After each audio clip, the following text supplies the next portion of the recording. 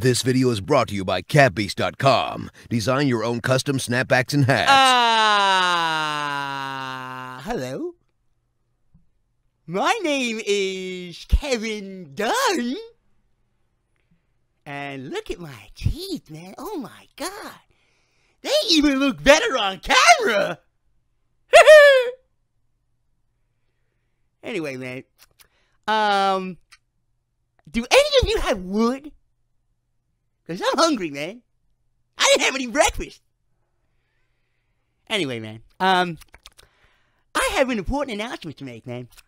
You know, yesterday, there was some heartbreaking news about the most gorgeous, most talented female superstar that we ever had walk through the WWE, man.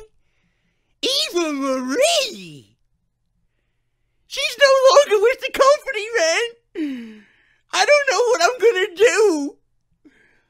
She used to be so sweet to me! She always complimented how white my teeth were! She always gave me dental floss for my birthday!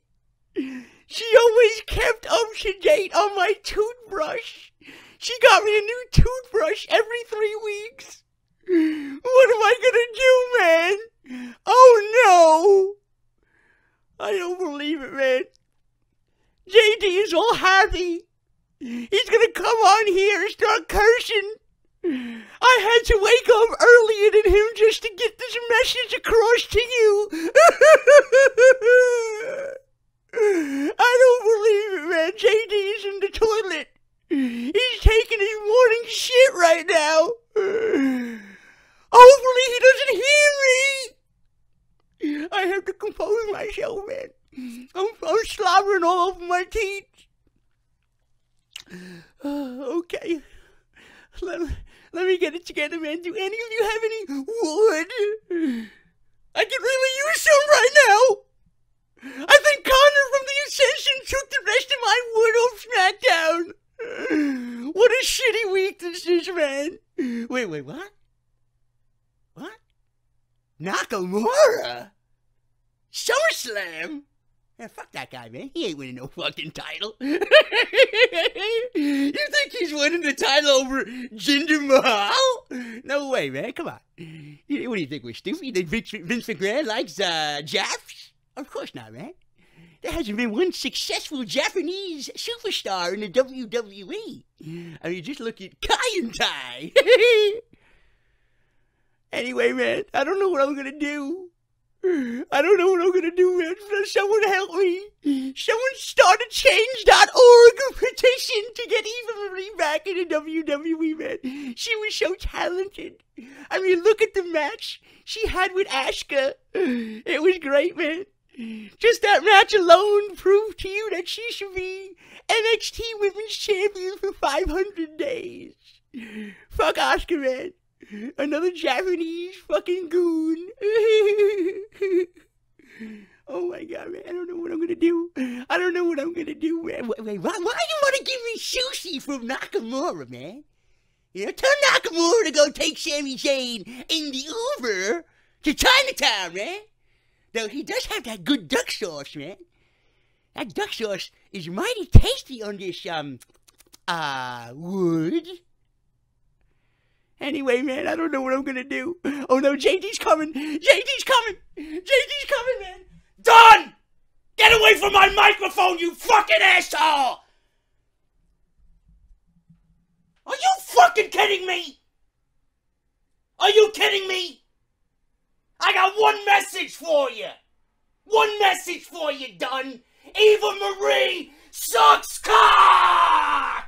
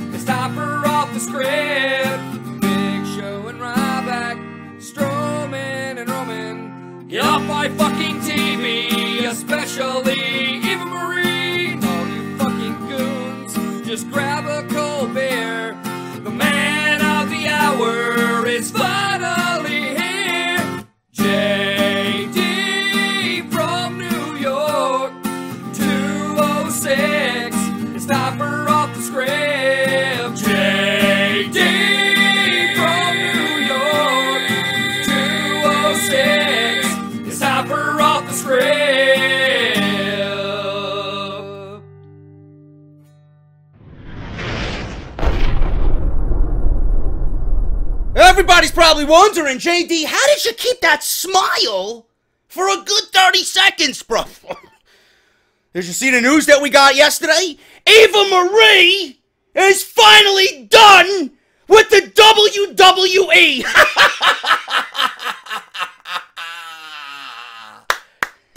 The t-shirt worked! Let's get Jinder Mahal on that motherfucker next! Oh yeah, man. Done! All red everything will not be polluting SmackDown Live or Monday Night Raw anymore, man. Excellent news. We'll go over everything today on Off the Script. This is, of course, the #1 fucking podcast right here on YouTube.com. This is Off the Script, episode 181, part number 2 for your Saturday, August 5th, 2017. I am, of course, the man of the hour that is finally here to give you not CM Punk breaking news, you clickbaiting scum. You fucking goon. Oh, my channel's dying! Let me report CM Punk news! Fucking asshole. There won't be any CM Punk news here. Fake news entertainment. I was going to call them fake views entertainment. Might as well, because half of his fucking subscriber base is fake bots. Anyway, we won't talk about lowlives on the platform. There's enough of them going around. We're going to get into the news, man, but I want to thank everybody for your continued love and support of this channel, of this podcast. We are vastly approaching 81,000 subscribers. I wish 2K would see that.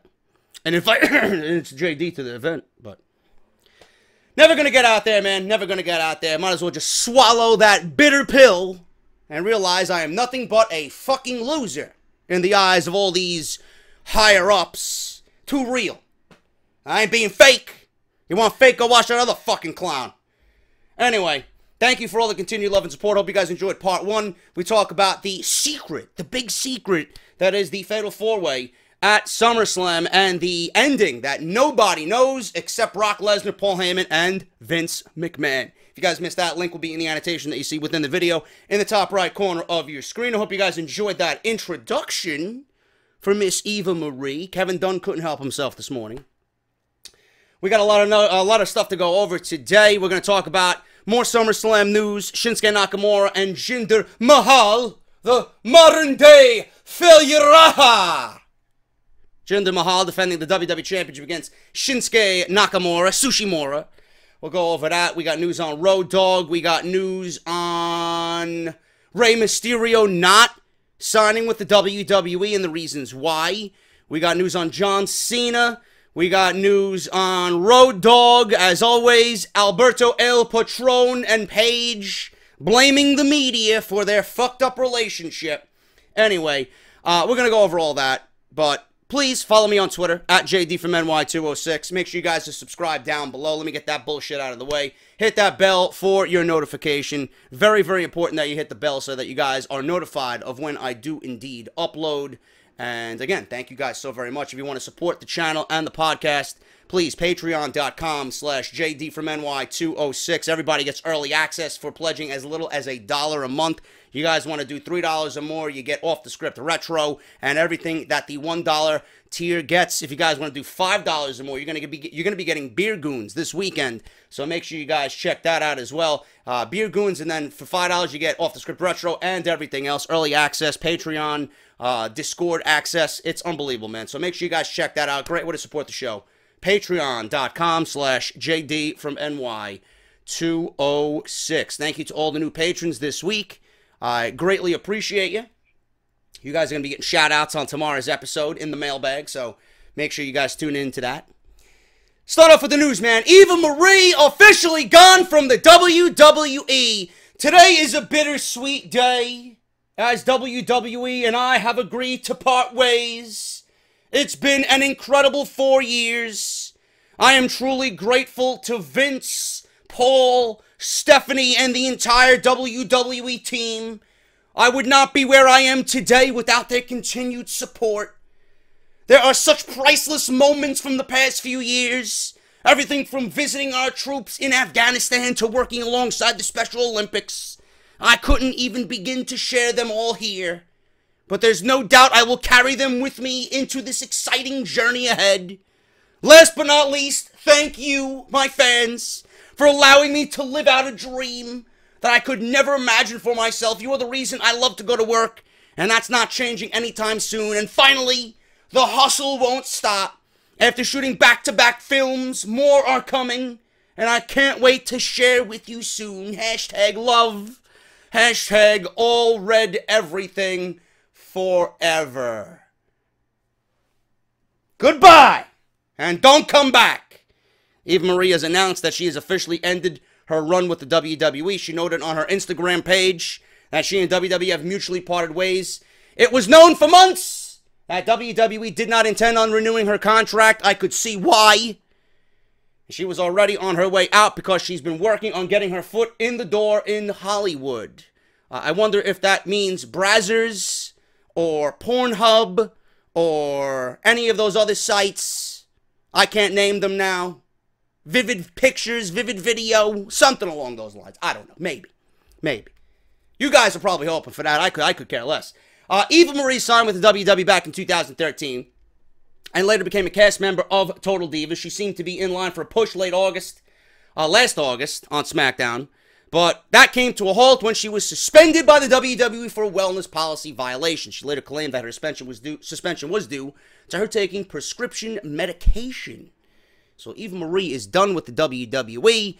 I am done talking about Eva Marie. She was an absolute fucking disgrace. She belonged nowhere near the WWE, let alone a wrestling ring. She was awful. She did so much training with Brian Kendrick. Even Brian Kendrick, the great Brian Kendrick, couldn't save her failed career. She went nowhere. She was never going to go anywhere. I don't know who on this planet is missing Eva Marie or wants her in the WWE or thinks that this is going to be some massive loss for the company. She fit nowhere in the WWE's women's revolution. Nowhere. She was the antithesis of everything that was wrong with the women's division. You look at her and you can tell instantly she doesn't fit. That's the same way I'm feeling about Lana nowadays. She doesn't fit. She's too girly. Okay? You know, Sasha Banks is girly, Bayley's girly, Alexa Bliss is girly, but they're tough. I see no toughness in Eva Marie. I see no toughness in Lana. So what is the fucking point of putting those women in the women's division? Nothing. They're a joke. They're an embarrassment. They can't wrestle. We want to see women's wrestling. If I want to see someone with fucking fake red hair and big tits, I'll go fucking find something on the internet. I don't need to watch WWE, okay? When I watch WWE, I want to see wrestling. That's all I give a shit about.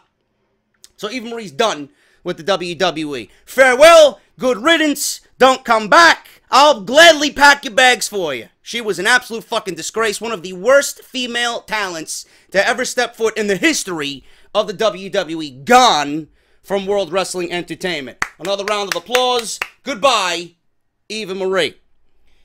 WWE reportedly chooses not to sign Rey Mysterio because of their issues with Conan.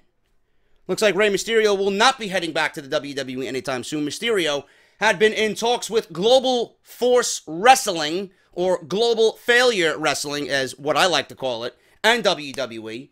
But according to sources at Sports Illustrated, WWE has decided that they will not sign him to a deal. Apparently, Vince McMahon was not thrilled about working with Mysterio's representation, specifically Conan. Conan and WWE haven't been on the best of terms since the early 1990s when he left the company before his television debut as Max Moon. Can you fucking blame him? Did you see Max Moon's fucking costume? Jesus Christ. I don't know whether I was watching fucking Power Rangers or WWE. Jesus Christ. He looked like one of the fucking putties. Probably did not help that he has been critical of the company over the past couple of years, but as seen with wrestlers like Bruno Sammartino and The Ultimate Warrior, people always figured that Conan and WWE would eventually mend fences. That apparently is not the case just yet. For the last couple of weeks, people have been reporting that it would be likely that he'd sign with Global Force Wrestling since longtime friends Conan and Alberto El Patron work there, and because of the lighter schedule, that would still allow him to work independent dates. Mysterio and Konnan were among the wrestlers that were at Jeff Hardy's CD release party in Nashville on 7/17. That is where I reported the incident between Karen Jarrett and Braun Strowman took place. Mysterio was in town for meetings with Global Force Wrestling Management.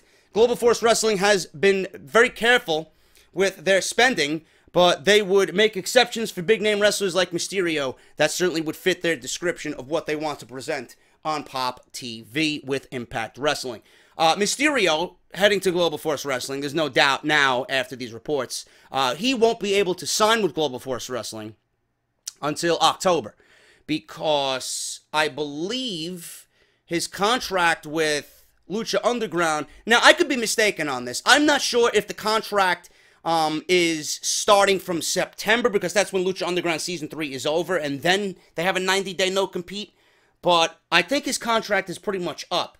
And if it's up now, that'll give him to about October to sign with Global Force Wrestling. And when he does inevitably sign with Global Force Wrestling, you know that they're going to make him a huge babyface. You know that they're going to keep the belt on Alberto El Patron. You know they're going to try and go after that big match with Rey Mysterio versus Alberto El Patron for the Global Force Wrestling Heavyweight Championship. That's what they wanted to do back in the day when Del Rio was thinking about signing with TNA before he came back to the WWE. I know TNA wanted both Patron and Mysterio then. Now it looks like they're going to be getting both Patron and Mysterio on the roster, but this time labeled Global Force Wrestling, and you know that that's what they're going to be building towards, no question. That's the biggest match that they could probably do right now. Mysterio, it probably makes more sense for his body. He is 42 years old. Probably older than that, I really don't know. But he definitely is aging. He's got knee issues, which have been apparent over the years. He's had multiple surgeries. He doesn't want that touring schedule. Knowing WWE, they'll bring Mysterio in and they'll have him work 300 fucking days a year. You can't be doing that, man. You know?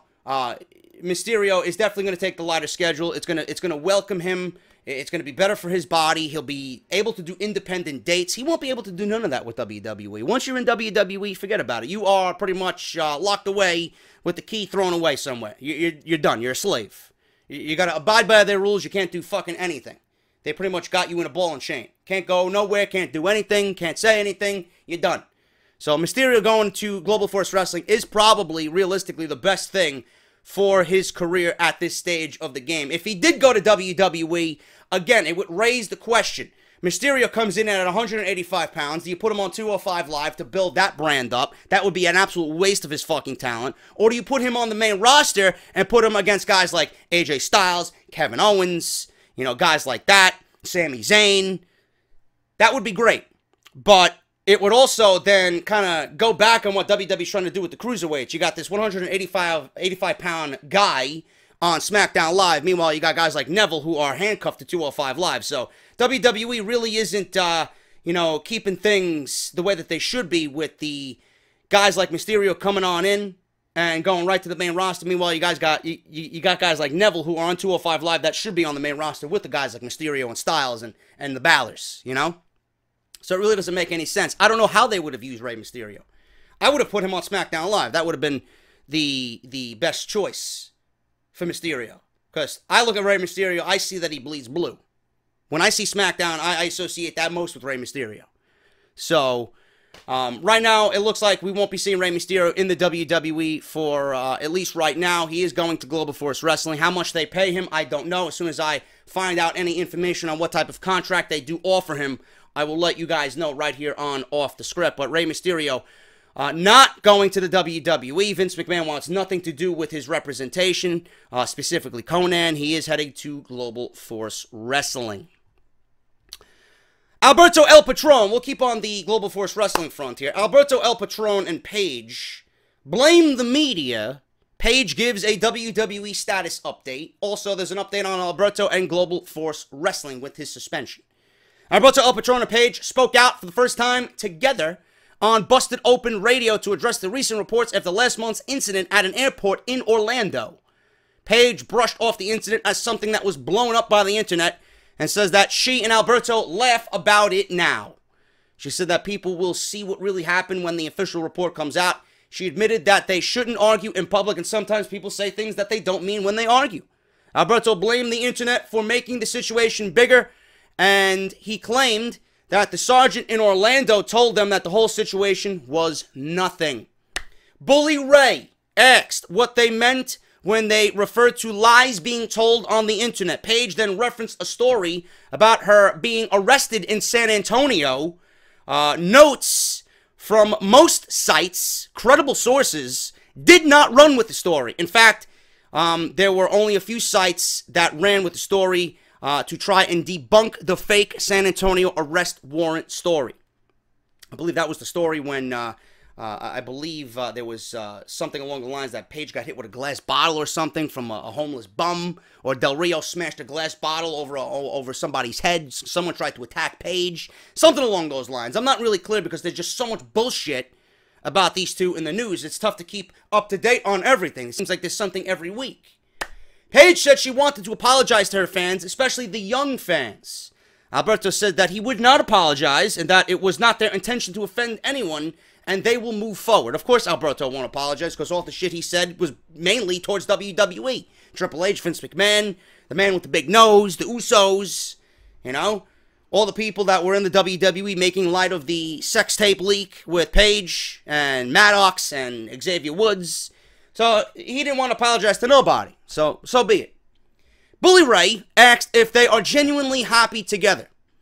Paige says that sometimes she can be an asshole, and Patron can be as well. Patron said that they want to be together, but you never know what will happen in the future, but they are together and happy, and they've been working on this relationship for over a year. He also said that people seem to focus on the bad and ignore the good, because there is no good. There's nothing good to report. It's all bad, so what do you want us to fucking think? When there's no good being reported, and only bad, how can we find the good? You fucking idiots. We only see and report what we hear. Maybe you should make the news and do something good. Do something good for charity. Do something together. Go out in public and don't start a drunken rant on Periscope. That would be good. Airport incidents, fights, threats, drunken rants, live on social media. That's all we see. So of course there's not going to be any good. He talked about being there for Paige when she got her neck surgery and said that one bad thing seems to erase all the good things that they've done together. Bully Ray raised some of the concerns from Paige's family. Paige said that she loves her family, but some of the stuff written about them in the media is scary to look at, and her family is just reacting to what they see online. She mentioned that her uncle passed away this week. Paige said her family reacted because they believe the BS coming from the media. I think it sounds like Paige and Del Rio are both in denial, to be honest with you, because I don't think Paige's family would come out on their personal Facebook pages and start blabbing about how people need to save Paige. We're worried about her health and well-being. You know, I don't think Paige's family would strip Alberto El Patron of the family's world championship from the wrestling promotion that they currently run. I don't think that they would strip him of the title if they didn't think anything was wrong. So clearly, there's BS coming from Paige and Alberto Del Rio. They're trying to make sure everything is okay in the media by doing these fucking appearances. They want to create this facade that everything is okay, but really it's not. Paige's family wouldn't come out on their personal pages and say anything if they were not concerned. Give me a break. Ryan Satin's broken a lot of stories that have come to be true over the past year. So him reporting that people were looking for Paige and about to issue a warrant for her arrest and that she's going to be charged with domestic assault. I mean, is that all bullshit? Why would he report something like that, something that serious, if it wasn't true? And he had documentation to back it up that he posted on his website. But apparently Paige thinks it's all media BS, trying to start all bullshit and get into their personal life and just bring out all the negative but hide all the good. There is no good here. There is no good here at all. Alberto is still suspended from Global Force Wrestling but says that I'm going back to work soon. At this point, I do not know when exactly, but I will be back soon, end quote. He also said that a date has been set. He said, we've set a date for his suspension to probably be lifted, but he will not be at this weekend's live events in New York City. Meanwhile, in regards to Paige's return to the ring, she said that she just had a CAT scan and checkup, and she is waiting to hear back from the doctor. There is no return date set for her yet, but she's looking forward to returning to the WWE. Yeah, that is if Del Rio lets you back and doesn't start another rant right before you get ready to go back to the ring. I don't trust either one of these two clowns. I don't. I think Paige is full of shit. I think Paige is an immature bimbo who is very, very young still, has no responsibility at all for her personal life and her career, which is fucking retarded because she's in a spot now that every woman that is below her would fucking kill for, and she's ruining it day by day. Plus, she's with this guy who doesn't have anything nice to say about her employer. So, to me, it looks like he's trying to sabotage her career so that she gets intentionally fired from WWE and that she can come join Global Force Wrestling with him. Global Failure Wrestling. So, I don't trust either one of these two. They're making it out to believe on Busted Open Radio, which is a big fucking podcast. What is that? No, I'm thinking of Cheap Heat. Cheap Heat is the ESPN podcast. Busted Open's still big anyway, right? But they're coming out on all of these big podcasts and pretending like nothing's wrong. Give me a break. Of course the media is going to report on what they find. But according to them, it's all bullshit. I doubt it. I doubt it. So this has bullshit written all over it. To me, both of them are untrustworthy fucking rejects. Both of them. I'm tired of fucking hearing about them, to be honest with you. At this point, I don't even give a shit if Paige comes back. Yeah, it'll be a help, but she is going to be totally in control of what she contributes to the show. Because last time we seen Paige, she didn't give two fucks about being there. And you've seen that on her body language. That might have been because she was ailing with injury. I don't know. Or she was upset with her position in the company. I don't know. But last time we seen Paige, it's like she didn't even want to be there. So hopefully she comes back refreshed, energized, wants to be there, wants to be in the mix on either Raw or SmackDown, and be in the middle of what WWE's doing now with this women's revolution. That's what she should be concentrating on. Not Alberto El Drunko over here. I think they're both full of shit, to be honest with you. I'm tired of reporting about it, but apparently everything's good. Let's blame the media. Del Rio's going back to work. Who gives a shit? So Paige will be back, hopefully, in the WWE very soon. Road Dogg says that most fans have no idea what a 5-star match even means. So Road Dogg, again, shitting all over the fans.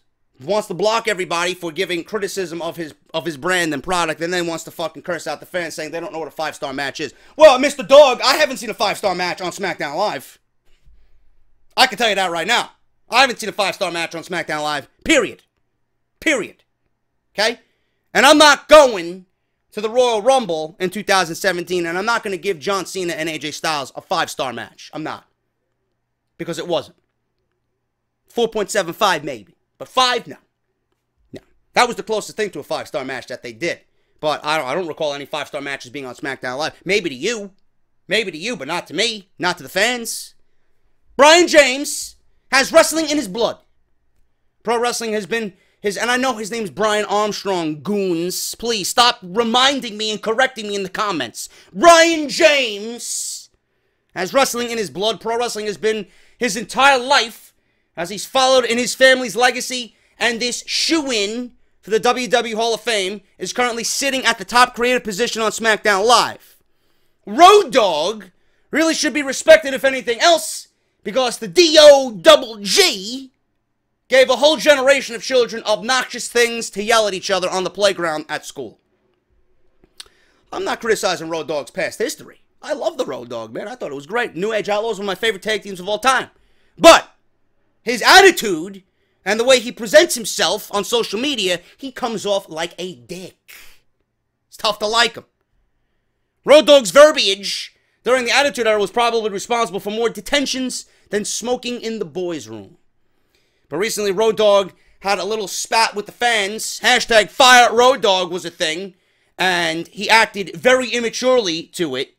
Some fans would like to see SmackDown Live go in a different direction, and they aren't shy about letting him know. Now, we all know that Brian James has nothing to do with the creative direction of SmackDown Live. He could probably give an idea that's fucking gold. Gets turned down by... What? Nakamura? Yeah, fuck that guy, man, you know? You gotta listen to fucking Bucktooth Dunn, and you gotta listen to fucking Vince McMahon, right? They're the ones that are okaying everything. So if Road Dogg has something good, we probably 9 times out of 10 don't even see it. Simple as that. We know Road Dogg's not to blame. It's all Vince McMahon and chicken sandwiches, you know? Woo! It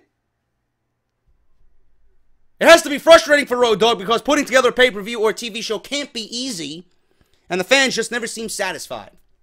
Road Dogg recently decided to unleash a little bit by explaining, in short, that most fans don't know what good wrestling is, even though WWE tries their best.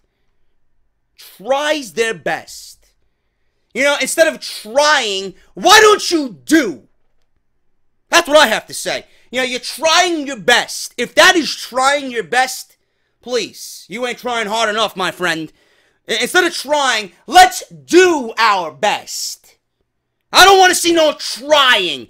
Do!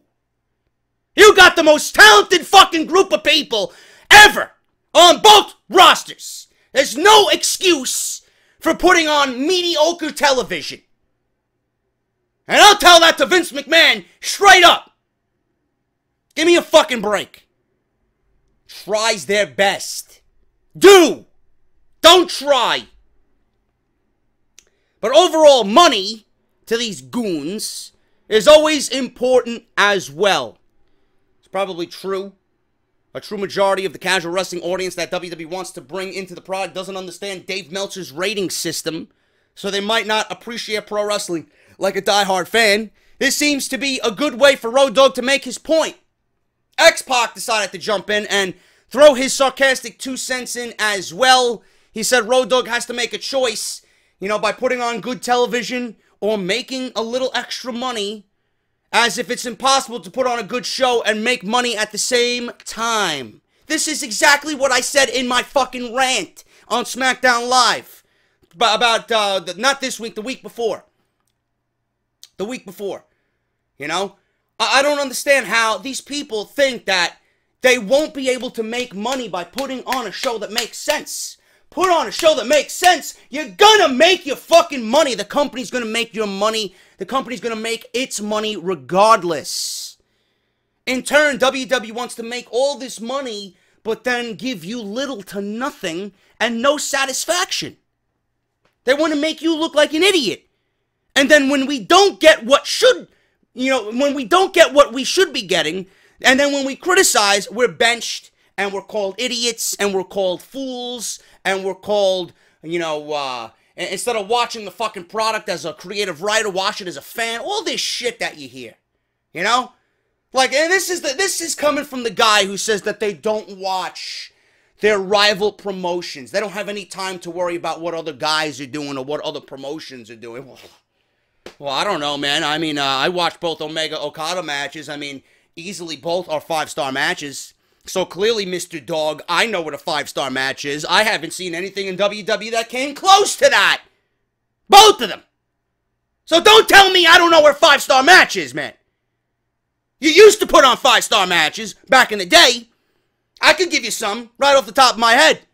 The Diesel Shawn Michaels match that I just watched at In Your House, Good Friends, Better Enemies.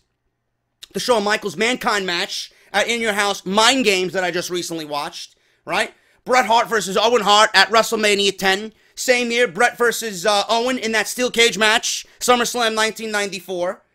You know, the ladder match at WrestleMania 10 between Shawn Michaels and Razor Ramon. The WrestleMania 13 match between Steve Austin and Bret the Hitman Hart. The Undertaker versus Shawn Michaels at WrestleMania 25. So I know what a 5-star match is, Mr. Dog. Do you? Clearly not. Vince McMahon doesn't know what a 5-star match is either, because his creative direction and vision is fucking god-awful. Give me a fucking break. Most fans can book this product better than you, and better than and Vince McMahon. So don't give me this shit. I can easily turn on my fucking PlayStation 4 and put in 2K17 and book a better show, and write a better storyline, and call the action all in one fell swoop. Give me a fucking break. I know what a 5-star match is. These guys do not.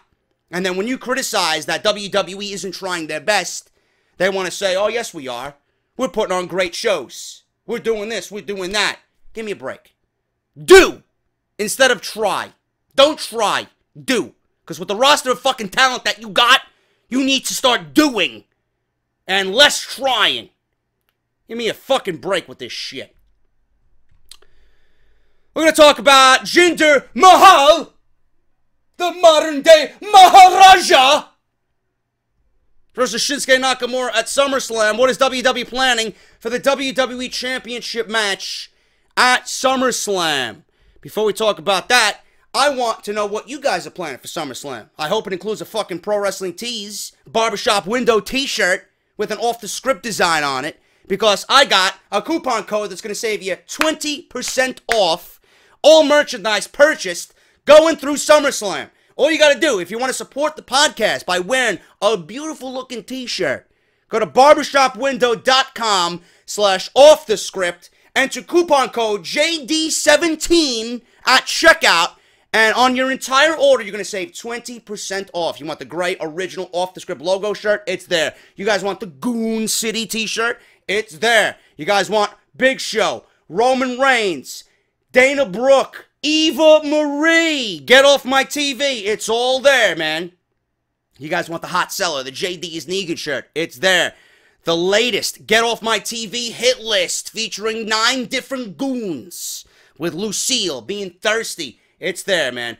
Barbershopwindow.com/offthescript. Enter coupon code JD17 at checkout for 20% off. And when I meet you guys for SummerSlam, because I'll be in Brooklyn all weekend long, I want to see each and every one of you goons wearing an off-the-script t-shirt, man. So make sure you guys go and check it out. Great way to support the show. Barbershopwindow.com/offthescript.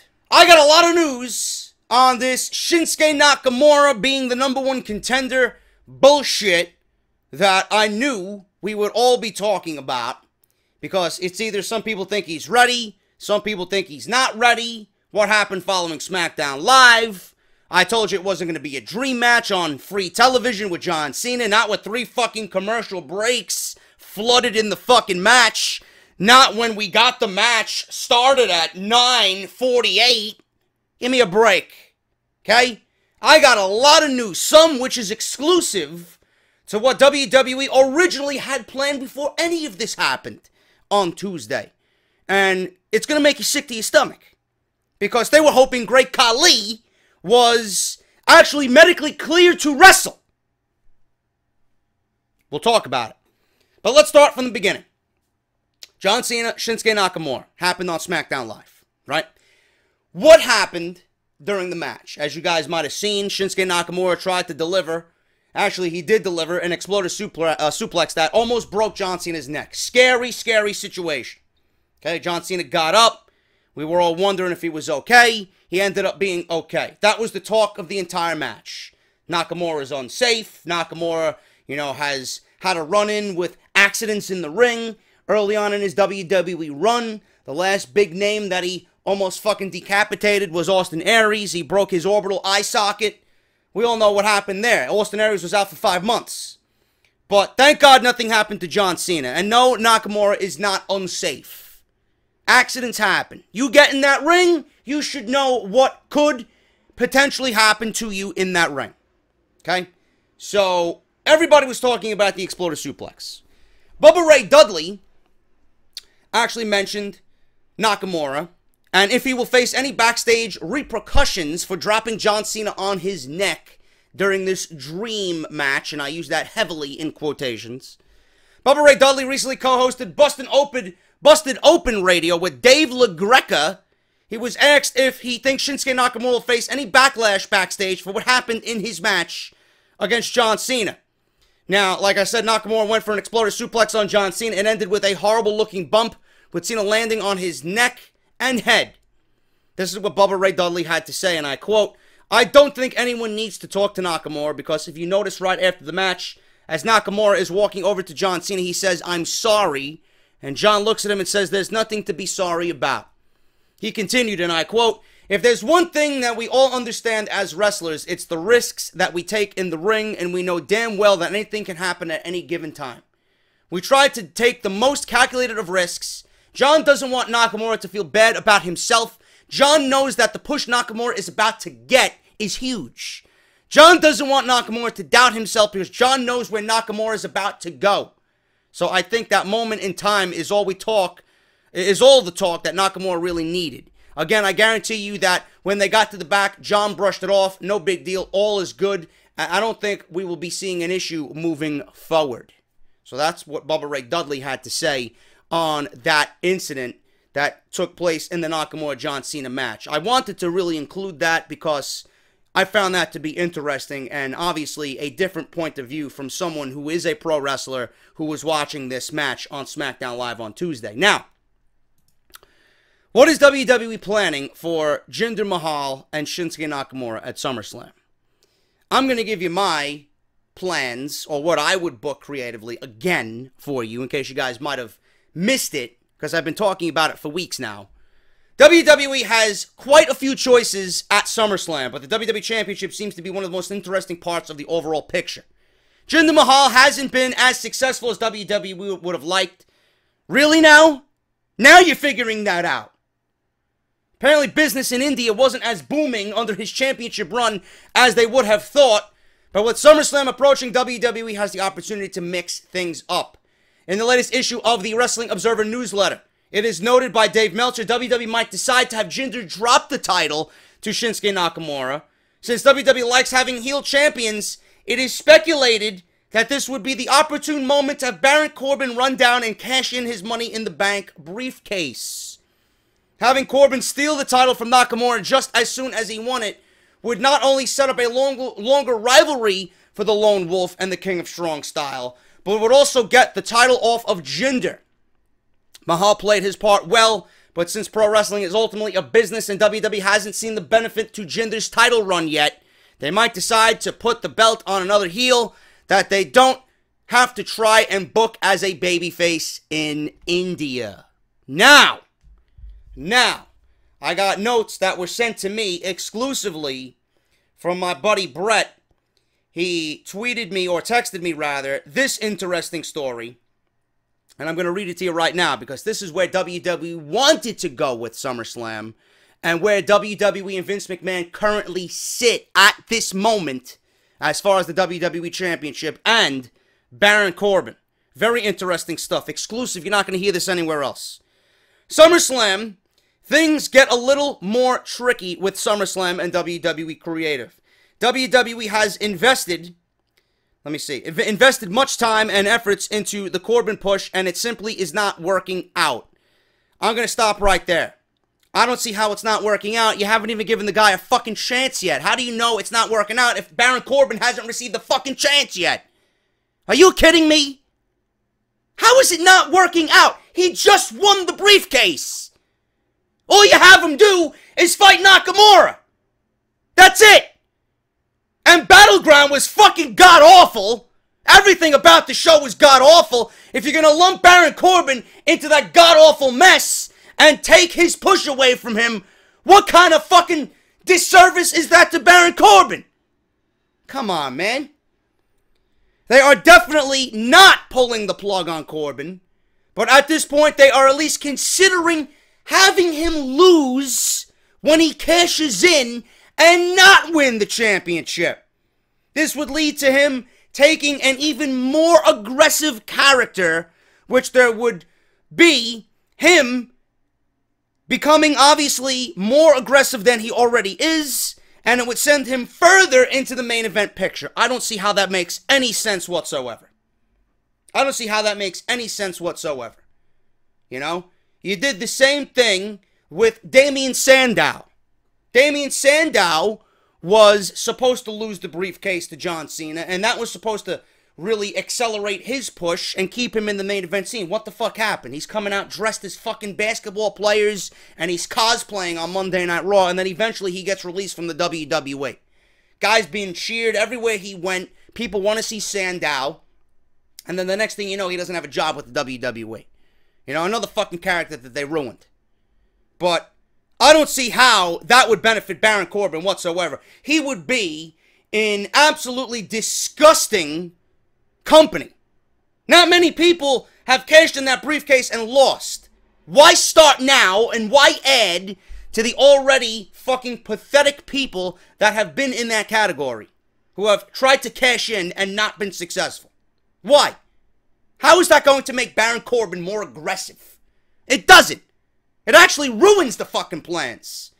It actually would enhance the plans if you actually thought about it. Because right now, having him lose makes absolutely no sense whatsoever. Nothing is set right now.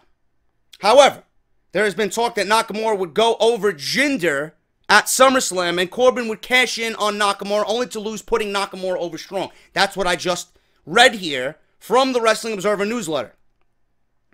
The few caveats to this is that Jinder was originally planned to hold the WWE Championship all the way to the Royal Rumble, with Jinder's supporters not as strong as they once were, and WWE feeling like they did everything that they could to build the Indian market with Khali. They may be set to move on from that. As much as WWE loves that they built up the United States Championship, they all know their top heel right now is Kevin Owens, and that they need to move on to the direction of having AJ and Nakamura be their number 1 and number 2 babyfaces on SmackDown Live, with Cena again limiting his schedule and fans being burnt out on Randy Orton at this point. Now, this is where things get disgusting.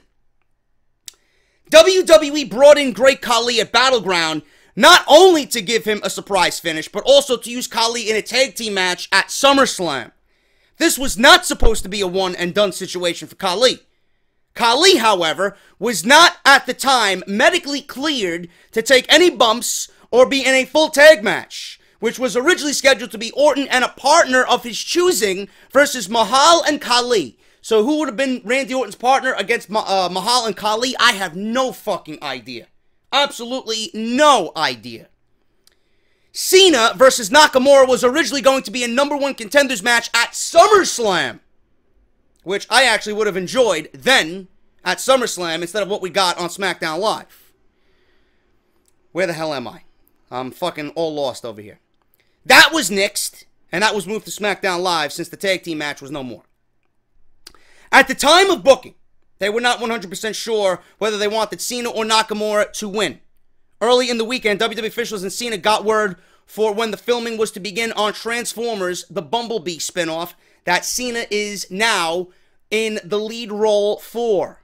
The choice was then finalized that Nakamura would be challenging for the WWE Championship at SummerSlam. The plan as of Tuesday morning before SmackDown was for Baron Corbin to interfere and accidentally give the win to Shinsuke. This plan was obviously scrapped.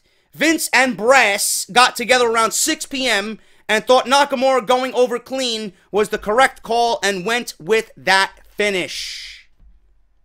Exclusive news you're not going to hear anywhere else on any other podcast right now. That is coming directly from Wrestling News World and Richard Gray.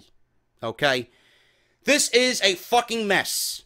This is a mess. I don't know why there's talk about Baron Corbin cashing in and losing. I don't understand it. You gotta take the title off of Jinder Mahal. It is doing nothing for SmackDown Live. It is fucking rubbish. It's garbage. Jinder's a joke. Jinder's a failure. He's not good in the ring. I don't care what type of marketing they want to do in India. It has done nothing. It has done nothing. Now that Khali is out of the picture, there's no reason for this guy to have the WWE Championship. Things need to change. How you go about that is this, okay? I am not even concerned about having Baron Corbin on SummerSlam's card. I'm not. Now, WWE.com posted something on their website that went over the original way the show was supposed to end. It was quickly pulled. Baron Corbin was supposed to interfere, and Nakamura was supposed to win the match, like in the report posted by Richard Gray. That would set up Baron Corbin versus John Cena at SummerSlam, and then we would get Shinsuke Nakamura versus Jinder Mahal. Now, what we've seen after SmackDown Live, that was being reported, is that John Cena put Baron Corbin through the announce table when the cameras went off the air. I don't know what sense that made. They should have went with the original plan. At least it would have made just a little bit more sense to give us John Cena versus Baron Corbin at SummerSlam. Even then, it wouldn't have made any sense, but at least it would have been a better setup than getting nothing at all on television. So, no, Baron Corbin's put through the announce table with the SmackDown cameras off going into this week's television. So what are we going to get? We're going to get Baron Corbin coming out, challenging John Cena for a match at SummerSlam. For what reason? Why? Does it make any sense? And if it does happen, that John Cena, who's not on SummerSlam's card right now, and Baron Corbin, who's not on SummerSlam's card right now, get put in a match together simply because they have nothing to do, shows you how inept and fucking bullshit SmackDown Live Creative is. And then you want to know why I bitch and moan. What purpose does it serve putting John Cena and Baron Corbin in a match when they have absolutely nothing to do with each other? Nothing. The right idea would have been to put John Cena versus Mahal and Nakamura somewhere else where you can elevate him more. Because right now I feel Nakamura getting a title shot is way too soon. Way too soon. So WWE fucked up all over the place. I would have had Mahal versus Cena. I would have put Nakamura versus Sami Zayn 2 in a dream match at SummerSlam. You don't need dream match to be advertised on SmackDown Live, and then we end up getting disappointed. At least we would have got another dream match with Zayn and Nakamura, and at least they would have delivered on pay-per-view. Oh, but JD, how do you build Nakamura and Sami Zayn? Easy. Easy. Sami Zayn ain't doing nothing. He wants an opportunity. Shinsuke Nakamura welcomes all challenges. They build off what they did last year at WrestleMania. So what? You're going to complain after the fucking match that we got last year? Why wouldn't you want to see that again? Just based off what you seen last year. I don't give a fuck if neither one of them say a word to each other. At least they were in the ring together. That's what I would have did. But no, WWE's got much bigger plans that make a lot more sense. Now look at where we are. We got Nakamura, who's getting a title shot way too soon against Jinder Mahal. They're already talking about giving Nakamura the title way too soon. They're already talking about Baron Corbin failing a cash-in. Yeah, what a way to kill his momentum. And then they're talking about John Cena and Baron Corbin at SummerSlam. So Baron Corbin, if he does cash in and lose, and then fights John Cena at SummerSlam, yeah, he's going to have a really good evening. Lost to John Cena, a failed cash-in. What a way to kill Baron Corbin's momentum. Completely fucked up everything. Everything. Because they don't think. They don't think. Now, what WWE needed to do, they didn't do. Now, with this mess happening, I'm going to tell you exactly what needs to happen. If they book Cena and Baron Corbin, it will be the most unnecessary match I think I will have ever seen in WWE history. Neither one of them have any business with each other, so they should not be in the ring. We have enough matches as it is on SummerSlam. There's no reason to put two more people on the show because they have nothing to do just to fill another time slot. This is exactly how SummerSlam was built last year, and WWE seemingly does not know how to correct their mistakes. They're following the same blueprint that they did last year. The only difference is we're going to get a fatal four-way that has everybody's interest. Other than that, absolutely nothing. Nothing on this show. How do you fix this mess? Simple. Cena doesn't need to be on SummerSlam at this point. Who the fuck cares? Cena's not going to take away from SummerSlam, and Cena is not going to add to SummerSlam. By being on the show or off the show, it doesn't matter at this point. He's not going to enhance the show. He's not going to take away from the show. So there's no point in having him on the show now with 2 weeks left to go. Especially in a meaningless match with Baron Corbin. At this point, Baron Corbin being off the show with the Money in the Bank briefcase at least leaves that unpredictability factor. Will he show up? Will he not show up? If he loses to John Cena, to me, it's more predictable that he's going to cash in because he's going to try and redeem himself from losing for John Cena. Or losing to John Cena at SummerSlam. At least if he's off the show, that unpredictability factor is there. Is he going to cash in or is he not going to cash in? Are we going to see him or are we not going to see him? So I would have him completely off the show, just lurking in the shadows. That's what I would do. As far as Jinder Mahal and Shinsuke Nakamura goes, title's got to come off this fucking bum. I'll tell you that right now. And Shinsuke Nakamura is not the one to do it. Not the one to do it. I would have Jinder Mahal and Shinsuke Nakamura have 15 to 20 minutes for the WWE Championship. If Jinder Mahal can hang with Nakamura, I doubt it at this point. I doubt it, because the guy's fucking terrible in the ring. I would have Nakamura come within inches of winning the title. I would have a Kinshasa, and right before the Kinshasa is about to be hit, I would have Baron Corbin's music hit. I would have him cash in, right? Have the Kinshasa hit. He interrupts the match, whatever. However you lay it out, whatever. Baron Corbin's going to come in and interfere. He gives the end of days to Shinsuke Nakamura. He pins Jinder Mahal by making the match a triple threat match. He pins Jinder Mahal and wins the WWE Championship. Okay? Whether Baron Corbin holds the title for 1 week, 1 month, I don't give a shit. As long as it's off Jinder Mahal. At that point, you can build Baron Corbin and Nakamura because they have some issue. Whatever the issue is, so be it. At least they have an issue on live television. You can have Nakamura challenge Baron Corbin through a multiple pay-per-view set. Have Nakamura win the title in the fall. Have him hold the title till WrestleMania. Have AJ Styles win the Royal Rumble in Philadelphia. And have him go on to fight Nakamura at WrestleMania, where Nakamura would suffer his first loss to AJ Styles. Now, Nakamura should not lose. He should not lose to Mahal. He should not lose to Baron Corbin. He should not be pinned this year.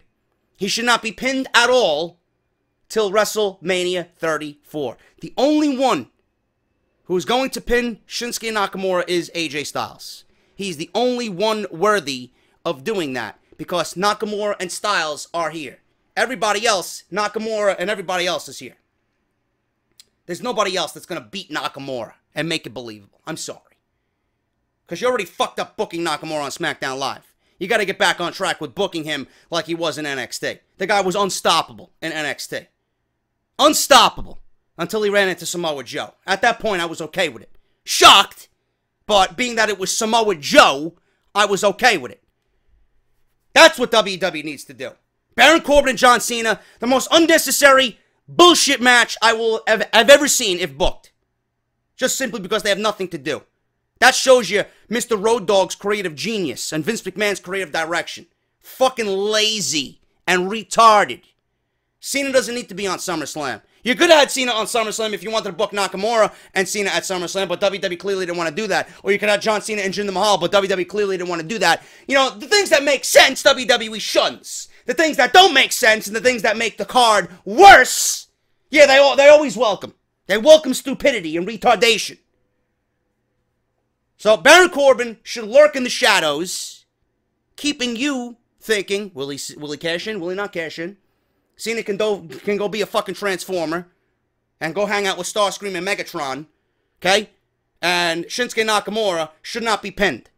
But all I know is Jinder Mahal loses the title at SummerSlam in the same fashion that Seth Rollins did it at WrestleMania 31. Made it a triple threat match. He pinned Roman Reigns. Brock Lesnar was not pinned, but Brock Lesnar was screwed. This is the same thing.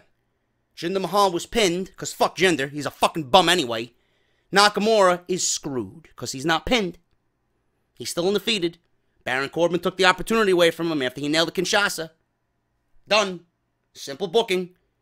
You make Baron Corbin a WWE champion. You get the young kid some momentum. Have him be a heel champion. Have him dominate SmackDown for a couple of months. Get one over on Nakamura. Nakamura fights back, wins the title in around a couple of months. Maybe October, November-ish. Holds the title till WrestleMania. Boom. Done. Styles win the Royal Rumble. AJ versus Nakamura. We're all set for WrestleMania New Orleans. Simple.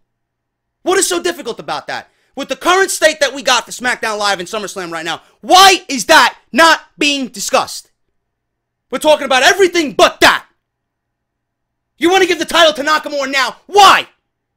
Unless he's holding the title to WrestleMania, I don't see why giving him the title now is worth anything. Baron Corbin won the Money in the Bank for a reason. Because you trust him and see him as a future prospect and a future piece to this company. If he's got the briefcase, why would you have him lose? People will look down upon Baron Corbin after that. How that makes him more aggressive, I don't know. Instead of fucking being hesitant on things, pull the trigger and take a goddamn chance in this fucking company on people that deserve to be given a chance. You never know what these guys got unless they are given a chance. This is why this company fails. They backtrack on everything. Constantly changing plans. If Corbin is the briefcase holder, have him win the title. There should be no talk of him losing. Jinder Mahal needs to lose to Baron Corbin at SummerSlam. If anything else happens, it is shitty booking. Shitty booking. Moving on. Don't know why I spent so much time on that, but this company is fucking retarded. Absolutely retarded. Yesterday we talked about Ho Ho Loon being released by the WWE. Ho Ho Loon indeed was released, but not for the reasons that we all thought. According to a report from Ryan Satin, Pro Wrestling Sheet, Ho Ho Loon was not fired, but instead asked for his release because his mother is dealing with personal problems. His mother is sick, apparently. Excuse me. Family issues. Here's a statement from WWE on his release. WWE has granted Ho Ho Loon's request to be released for personal reasons. The last time we seen him was on June 28th, NXT television, in a loss to the Velveteen Dream. Sorry to hear that about Ho Ho Loon. Hopefully everything is alright. Maybe he'll be back in the WWE, but at least he wasn't let go for budget cut reasons. He asked for his release because of personal problems with his family. WWE considering a new stable for NXT. This is quite interesting. Over the past few weeks, we've seen former Ring of Honor stars make their way to WWE. This includes Kyle O'Reilly and Bobby Fish, who just made their debuts on NXT television. There have also been rumors of several more joining the fold soon. According to PW Insider, WWE has discussed putting former Ring of Honor talent together as a stable in NXT. It began when asked if Kyle O'Reilly and Bobby Fish would be put together as a tag team in NXT. Before WWE, they wrestled around the world together as Red Dragon. The report says that it is a no-brainer that they will start teaming them together soon enough. The report mentions that discussions have been made about possibly putting former Ring of Honor talent together as a faction with Bobby Fish and Kyle O'Reilly being included. No other specific names are being mentioned, but if it happens, it could include Donovan Dijak and Lio Rush. Both guys are rumored to be NXT bound soon, and both wrestled for Ring of Honor. There have also been rumblings about Adam Cole coming into NXT, but it is unclear what his current status is. He's the biggest name, clearly, of them all, so they might give him the Triple H treatment and just debut him on TakeOver Brooklyn #3, sitting in the crowd like we've seen Bobby Roode and Drew McIntyre before him. Or he may even be on television, on camera, you know, having some backstage interview, exclusive interview that he did sign with NXT after TakeOver. So we don't know what's going on with Adam Cole. If WWE wanted to use talent already in NXT, they could use Roderick Strong, someone who is a former Ring of Honor World Champion. They could also use Cassius Ohno, who worked for many years in Ring of Honor. Obviously, this is very preliminary right now, and only discussions have been reported, but it raises an interesting idea. Would you like to see a stable composed of Ring of Honor stars in NXT? Could it work? What would they do? And who would you put in the stable? I like it, but I don't see who they would be feuding with. I really don't. To me, Sanity is kind of, I don't know. There's something about Sanity that's just off right now. I think the act and the shtick is kind of getting old. I don't know if you guys feel that way about Sanity. I mean, I love Killian Dane. I think he's got the most upside to anybody in that stable. Eric Young was out for a couple of weeks because of his mother's passing. His mother passed away. God rest her soul. Thoughts and prayers go out to Eric Young and his family. But the stable as a whole hasn't really done anything.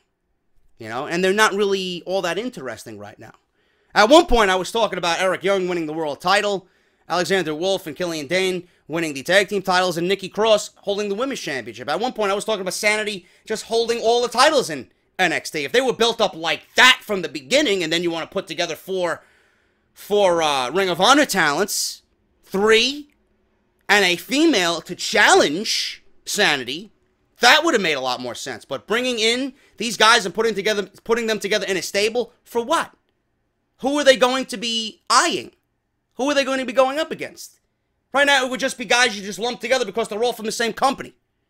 Now, if you had WWE talent and you're bringing in Ring of Honor, you could do like a mini Ring of Honor invasion. But WWE really doesn't have anybody in NXT that's homegrown. You look up and down the NXT roster, it's all people that Triple H has signed from other promotions, most notably Ring of Honor. Everybody that he signed is not homegrown. They're free agents. NXT is filled with Impact, TNA, Ring of Honor. That's all you see. So if WWE had some homegrown talent that they can put together and challenge Ring of Honor in like a Ring of Honor type, invasion, that would have been fun. But right now it doesn't make any sense putting a stable together. It would just be, you're putting them together for the sake of putting them together because they all came from the same promotion before they signed with the WWE. So, I don't know. Let me know what you guys think about that. Ring of Honor talent could be lumped together in a stable on NXT in the coming weeks. I got news here, interesting, on John Cena. A lot of people dislike John Cena for whatever reason. This is an interesting stat that I should have lumped in with the other news when we were talking about the Nakamura, Mahal, Cena, SummerSlam plans. But this is an interesting statistic. This might anger some of you. This might make some of you salty. How many times has John Cena lost clean in the past decade? Big news this week. Shinsuke Nakamura defeated John Cena to earn a WWE Championship opportunity at SummerSlam. With the win, Nakamura also joined an exclusive club of people who have defeated John Cena clean in the past decade. Now, when we say clean, it means no outside interference or bullshit. Cena just loses the match. It's only happened 14 times in 10 years. Once per year. Almost once per year. This is a list of people that have lost clean, or that Cena has lost clean to in the past decade. Shawn Michaels, Raw 2007. The Great Khali on Saturday Night's Main Event in 2007. Triple H, Night of Champions 2008. Batista, SummerSlam 2008. Big Show, Monday Night Raw 2009. Triple H, Monday Night Raw 2009. The Rock, WrestleMania 2012. Daniel Bryan, SummerSlam 2013. Brock Lesnar, SummerSlam 2014. Both were great matches. Kevin Owens, another great match. 2015 at the Elimination Chamber. Alberto Del Rio, Hell in a Cell 2015. That was Del Rio's comeback, I believe, when he won the United States Championship. AJ Styles, SummerSlam 2016. Dean Ambrose, SmackDown 2016. And Shinsuke Nakamura, 2017. Just this past week on SmackDown Live. Pretty exclusive member is Nakamura. Not many people have pinned John Cena clean in the past decade. So take that as you will. Some of you probably hate John Cena even more after that list. After that little news piece. Just figured I'd throw that in there and make some of you listening and watching salty. We're going to end this episode. Wendy's. And after this article, I don't even feel like eating Wendy's anymore. I thought Wendy's was the best of all the fast foods. Apparently, not so much. And no, I'm not talking about nutritional facts. I'm just talking about their Twitter interactions with Austin Aries and the Young Bucks. Social media has changed the way that storylines and angles happen. We've seen that happen time and time again. But could also bring about interference from whom you'd least expect it. If you're on Twitter, you may have learned by now that Wendy's account is one of the most hilarious and savage on the internet. It's also, whoever's running the account is a big wrestling fan. In the last couple of days, Wendy's has decided to step into the virtual wrestling ring and take on former WWE superstar Austin Aries and current tag team on Raw, The Revival.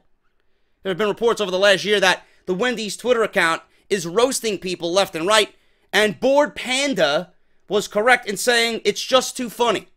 The account takes shots at celebrities, politicians, and McDonald's, and now they started going after professional wrestlers. It appears as if the person running the social media account for Wendy's is caught up on everything trendy and popular in the world. Somebody must be paid 8 hours a day to run this fucking social media account. It's got to be the best job ever. I love that job. few people decided to ask Wendy's that what they thought of a few tag teams in the wrestling world. And they were more than happy to oblige. First of all, one Twitter user wanted to know about the Young Bucks, and Wendy's obviously is a fan. When it came to WWE tag team known as The Revival, Wendy's doesn't care for Dash Wilder and Scott Dawson too much. Someone by the name of Derek Wilson asks Wendy's thoughts on the Young Bucks. Wendy's tweets, they're elite. So another fan asks, what are your thoughts on The Revival? Wendy's tweets, we are not allowed to use that hashtag. So the Young Bucks chime in, this is how you do social media at Wendy's. Obviously, Wendy's is a fan of Ring of Honor and New Japan Pro Wrestling, but not so much WWE. The former NXT Tag Team Champions weren't the only wrestlers targeted by Wendy's, as Austin Aries also appeared to be on their list. At the beginning of July, WWE released Aries in what was seen as a very shocking move, as he had been with the company for only a short period of time, as reported by several sources. While looking for another place to land, Aries decided to reach out to Wendy's on Twitter and see if he could get a job with them. Clearly, he was joking. He was actually offered the opportunity to apply, but the hamburger giant wanted to make sure he was qualified. So Austin Aries tweeted, seeing as I need a new job, maybe I'll get a job at Wendy's, so I can smartly talk about current events and serve real Ellsworth Frosties. Wendy's then chimed in, we are currently hiring people on the Neville level. If this applies to you, please visit wendys.com/careers. So, a nice little jab at Austin Aries.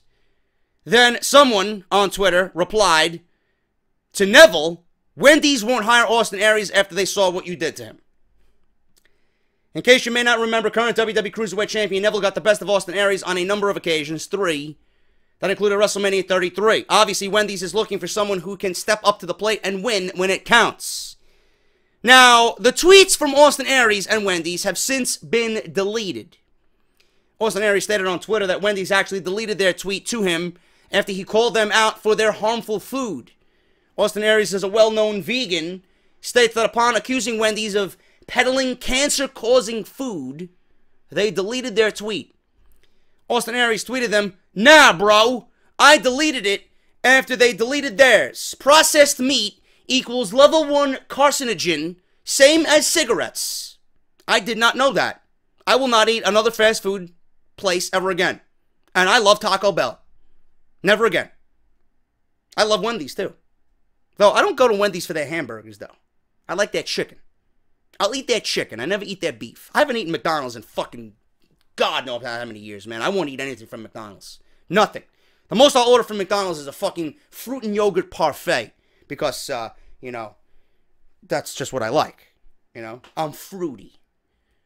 No homo. But I would not eat hamburgers from McDonald's. I won't even eat their fries. Their chicken nuggets are fucking disgusting.